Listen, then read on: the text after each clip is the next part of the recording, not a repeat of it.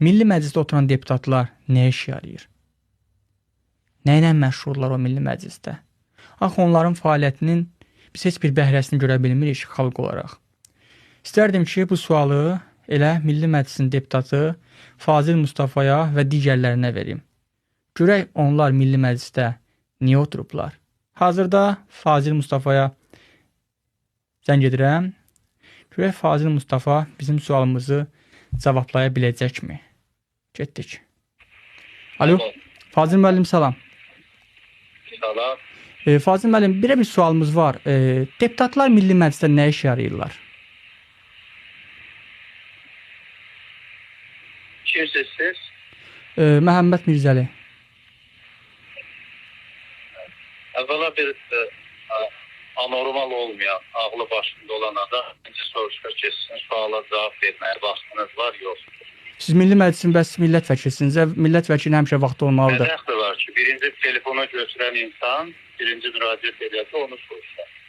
Əgər o tərbiyəniz yoxdursa, başqasına zəng. Fazil müəllim, bizim o tərbiyəmiz var ona qədər. Sadəcə sizə sualımız bundan ibarətdir ki, Milli Məclisdə nə iş yarayırsınız? Axı siz millət vəkilisiniz, söndürdü. Necə olur ki, bəs siz ayda 7.000, 8.000 manat pul apiyə bilirsiniz, vətəndaşın bu sualını cavablandıra bilmirsiniz? Sən atan da ay Fazil ambank açdırmışdı özünə Naxçıvanda. Sən atanın ləqəbini bütün Naxçıvanlılar yaxşı bilir. Am Qəzənfər. Bu niyə danırsan ki sən? Sən deyildin Milli Məclisdə mənasız söhbətlər eləyən. Hə? Ay atasının adı Am Qəzənfər olan Fazil Mustafa. Sən gəlmirsən bizə mədəniyyətdən bəhs edirsən?